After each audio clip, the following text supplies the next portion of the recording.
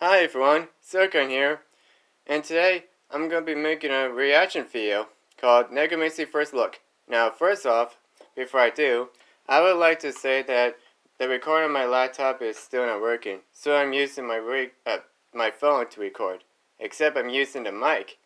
And as for laptop, well, I'm recording with a phone's mic and recording with a laptop video at the same time, huh? Clever, huh? Alright, so let's get started and see how this will play out. Next, and a new standalone combat style. Ooh. I like the outfit.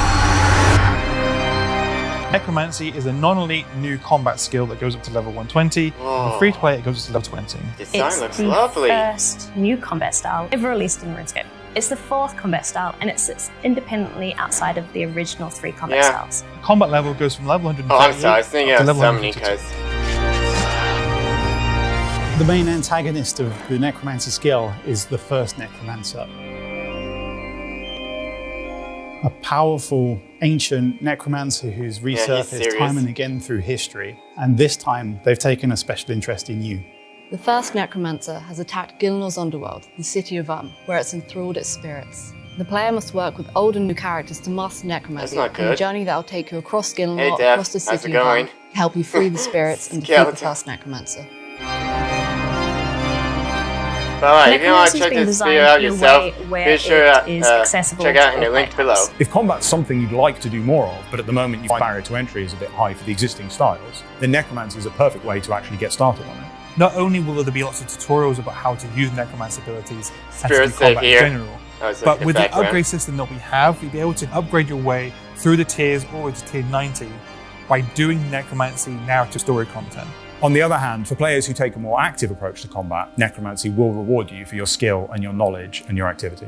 As you level through the skill, you'll get access to more complex and challenging encounters. That's one of the key elements of Necromancy, is making sure that it's approachable, it has those deep systems for those who want it, but it's rewarding to master at the end up. Even though Necromancy is a combat skill, if you don't want to engage with combat at all, you will still be able to level it out of combat using rituals. Rituals are a skilling component of Necromancy, where you can just do rituals all the way to level 120. For us on Necromancy, community is extremely important. We've worked with content creators, brought them into the office, got them to play Necromancy, given their feedback to make sure that before release, Necromancy is as good as it can be.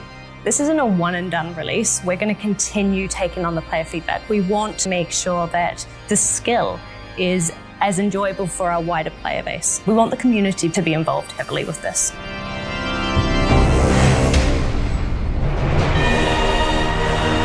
Necromancy is a brand new combat style that features its own equipment, weapons, incantations, and abilities. Necromancy sits outside. I like the music. This means it's neither weak nor strong against magic, ranged, or melee.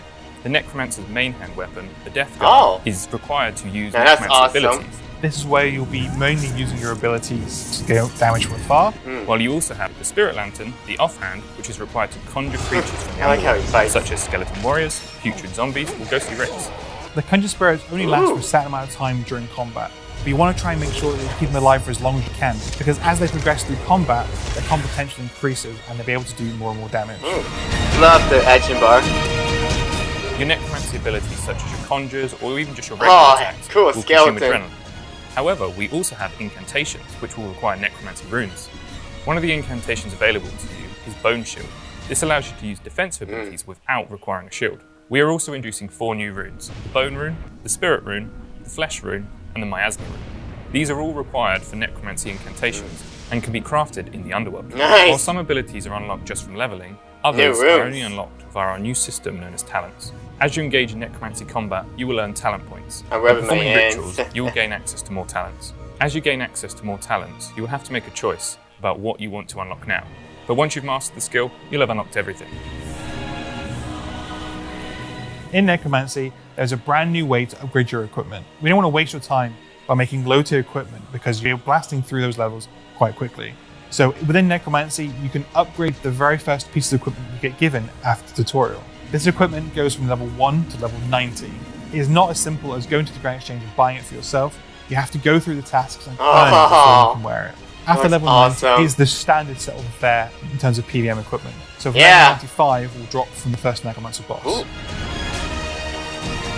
We've designed a toolkit for you with the abilities within Necromancy, and we want you to master them. A lot of your existing items and skills will also benefit you in Necromancy. Things like your amulets, your rings, your potions, and even your prayers. As you can expect with all other combat styles, over time we will be adding to this, whether it's new abilities or equipment that changes the way you play.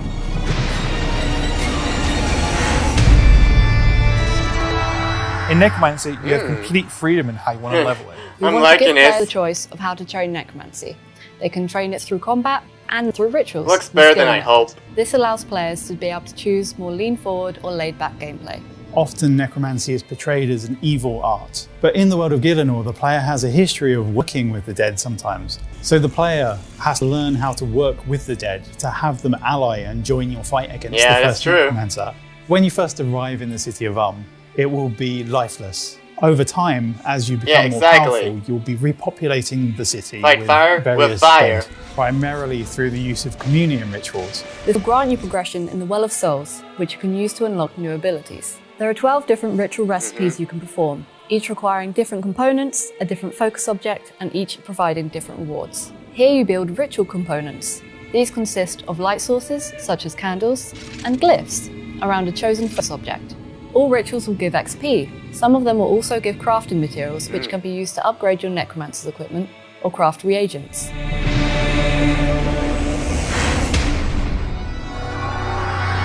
I'm trying this once it's unlocked. There are a few different ways you can talk about the narrative of the Necromancy skill. Of course, there is going to be the story for everybody training to take the skill out into the world. Yeah, she's really going to enjoy the heck out of this. And the bosses, to perform Siren tasks, and just to level up from 1 to 120. But the story of the first Necromancer is also a huge part of the skill update. The first Necromancer's ultimate ambition is to break the cycle of life and death, to control all of the souls of You could see him being a counterpart, a mirror to death. In order to break the cycle, all life on the surface must cease, all must die.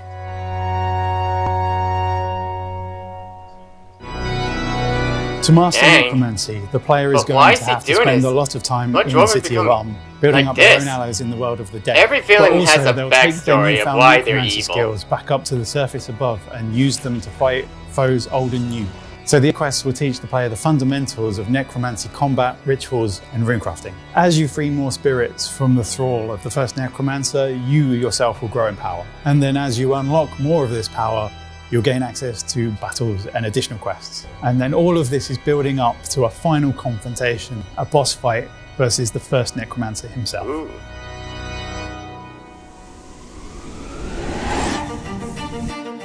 Oh, yeah. It was fundamental to us to make sure the Necromancy was designed based on learnings from the past and built for the future. The amount of work that's gone to Necromancy from the entire RuneScape team and cross disciplines has been immense. It is visually stunning. It is a city to die for. We've got new bosses, we've got new goodies, and ultimately, players get to become a powerful, badass Necromancer. Above all else, to me, Necromancy is going to be that communal experience again. It's going to bring all players together with a new skill in this new city to interact with, to learn together, and to have fun. The launch of Necromancy is just the beginning. We're going to continue to expand and evolve it over time. Get ready to lose your max case, folks. There's something here for the top-end bosses, something for the casual players, something for the skillers, something for the story players. I love this is your chance to play RuneScape in a whole different way.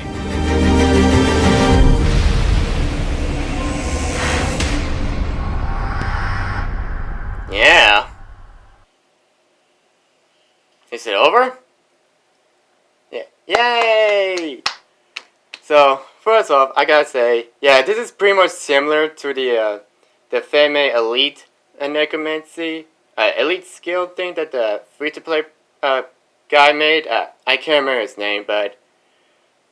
And the point is he made something similar to this, because, I don't know, it's hard to explain. Anyways, you see, the point is, this here looks similar to that, alright? Alright?